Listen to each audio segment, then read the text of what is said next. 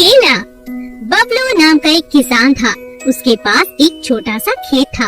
वह पूरा दिन खेत में काम करता और शाम होते ही अपने घर चला जाता। बबलू के घर के बाहर एक बड़ा सा केले का पेड़ था। बबलू रोज सुबह शाम उसे पानी देता और उसका ख्याल रखता। केले का पेड़ रोज बबलू का इंतजार करता। सुबह हो गई, बबलू आता ही होगा। बबलू कभी भी पेड़ को पानी देना नहीं भूलता था। अब तो तुम बहुत बड़े हो गए हो, जल्दी ही तुम पर केले लगेंगे। अच्छा, मैं चलता हूँ, अपना ख्याल रखना। एक दिन बबलू के गांव में एक मशहूर जादूगर आया। एक दिन जब वह बबलू के घर के सामने से गुजर रहा था, तब अचानक उसकी जादुई चादर तेज हवा के कारण उड़ती उड़ती केले के पेड़ पर जा अटकी। जादूगर को पता भी नहीं चला और वह वहाँ से चला गया। चादर कई दिनों तक वहीं अटकी रही। कई दिन बीत गए। बबलू का ध्यान केले के पेड़ पर आ रहे छोटे छोटे केलों पर पड़ा। आ ही गए, ये तो बड़ी अच्छी बात है। बहुत जल्द ये केले बड़े हो जाएंगे। केले कुछ ही दिनों में पक गए। अरे वाह, आज तो केले पक चुके हैं, इन्हें तोड़कर खाता हूँ। नहीं, पर पहले एक केला भगवान को प्रसाद के रूप में चढ़ा देता हूँ। बबलू एक केला भगवान के चरणों में चढ़ा देता है और बाकी के केले कुछ बच्चों में बांट देता है। बबलू के केले इतने स्वादिष्ट थे कि सभी बहुत खुश होकर उन्हें खाते। अब हर रोज ढेरों केले पेड़ पर लगते। अरे इतनी जल्दी इस पेड़ पर केले कैसे लग रहे हैं? भला रोज इतने ढेरों केले कैसे लग सकते हैं? ये तो प्रकृति का नियम नहीं है। मुझे तो कुछ समझ में नहीं आ रहा। उसी दिन जादूगर फिर वहीं से गुजरा और उसने अपनी चादर देखी। अरे ये तो मेरी चादर है, ये मेरी जादुई चादर है। अच्छा, ये आपकी चादर है? हाँ, कई दिन हुए ये खो गई थी। ये ऐसी वैसी चादर नहीं, ये जादुई चादर है। अच्छा, तभी मैं सोचूं मेरे रोज रोज केले इतने ज्यादा कैसे लग रहे हैं। जरूर ये तुम्हारी जादुई चादर का कमाल होगा, तभी तो मेरे केले जादुई केलों की तरह लग रहे थे। हो सकता है। अंत में बबलू समझ गया, ये कोई आम केले नहीं, ये तो जादुई केले थे जो हर रोज उस जादुई चादर के कारण लगते जा रहे थे। नृत्य प्रतियोगिता। जंगल के सभी जानवर बहुत उत्सुक थे क्योंकि राजा शेर ने एक नृत्य प्रतियोगिता रखी थी और सभी उसकी तैयारियों में लगे थे। खरगोश ने इस बार बहुत मेहनत की थी। वह हर बार जीतने वाले पक्षी मोर को इस साल हराना चाहता था। कैसे हो तुम मोर? मैं ठीक हूँ। तुम अभ्यास नहीं कर रहे? इस बार खरगोश भी प्रतियोगिता में भाग ले रहा है और वह दिन रात कड़ी मेहनत करता है और उसका इस बार एक ही लक्ष्य है, तुम्हें हराना। मुझे? वह नन्हा खरगोश मुझे हराएगा?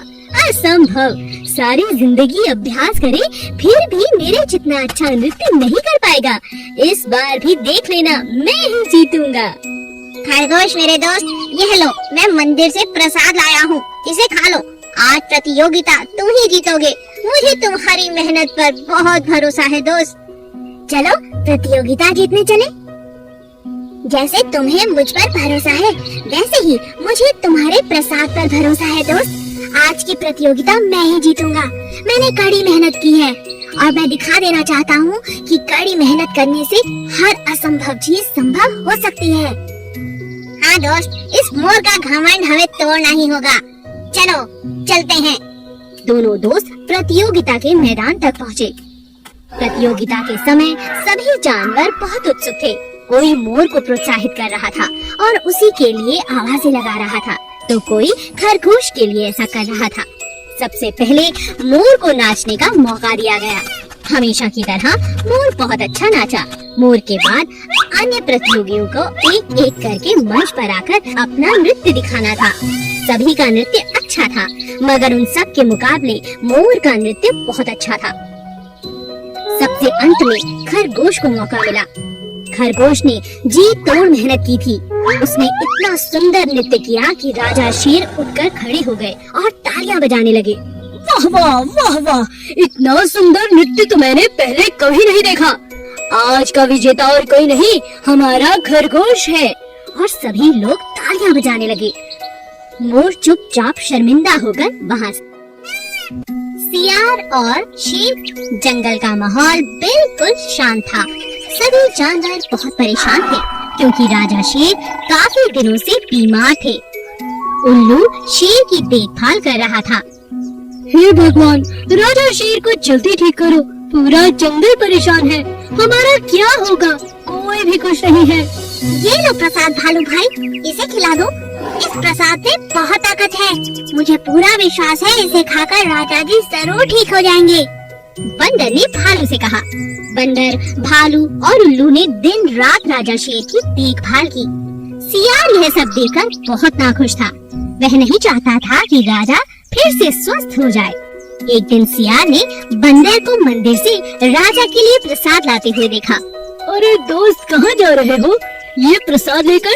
ये राजा जी के लिए है, मुझे पूरा विश्वास है अगर राजा जी रोज भगवान का प्रसाद खाएंगे और उल्लू वैद्य जी दवाई खिलाएंगे तो वे बहुत जल्द ठीक हो जाएंगे।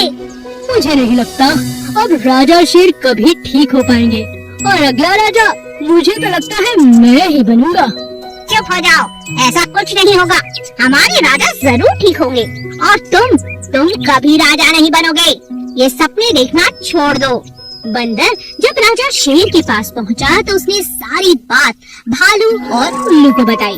मुझे तो लगता है कि जरूर राजा शेर की बीमारी के पीछे इस सियार का ही हाथ है। ये राजा बनना चाहता है और शायद इसी लालच में इसने कोई चाल चली होगी, इस पर हमें नजर रखनी चाहिए। अब तीनों मिलकर राजा की देखभाल तो करते ही थे। रात में एक एक करके गुफा के आसपास छिपकर पहरा देने लगे।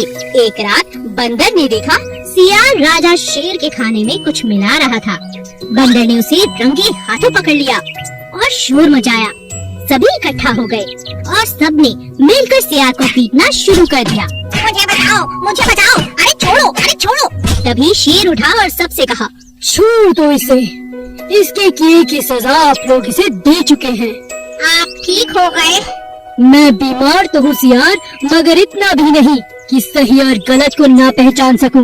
तुम इस जंगल से अभी निकाले जाते हो। आज के बाद इस जंगल में तुम्हारी कोई आवश्यकता नहीं। और इस तरह सभी जानवरों ने सियार को जंगल से बाहर निकाल दिया और कुछ ही दिनों में राजा शेर फिर से तंदुरुस्त हो गए। मुर्गी और खरगोश। एक दिन खरगोश एक खेत में गया और बड़े मजे से गाजर खाने लगा। तभी उसे एक आवाज सुनाई दी, बचाओ, बचाओ। ये कैसी आवाज है? बचाओ, बचाओ, कोई है, मेरी मदद करो। अरे ये तो मुर्गी की आवाज है, जरूर मुर्गी किसी मुसीबत में है। खरगोश ने पूरे खेत में देखा, उसे मुर्गी नहीं दिखी। फिर खरगोश ने पेड़ और उसके आगे पीछे देखना शुरू किया, मगर मुर्गी कहीं भी नजर नहीं आई। फिर खरगोश परेशान होकर पेड़ की छांव में थककर बैठ गया। अरे कहाँ खोजूं, समझ नहीं आ रहा, ये आवाज कहाँ से आ रही है? क्यों ना मैं भी आवाज लगाकर पूछूं और उस जगह आवाज के सहारे पहुँच जाऊं।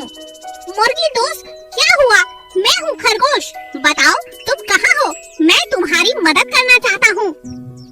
अच्छा खरगोश, जल्दी आओ, जल्दी आओ, मैं दो पेड़ों के बीच में फंस चुकी हूँ। ये पेड़ टूटे हुए हैं और मैं इनके बीच में फंस चुकी हूँ।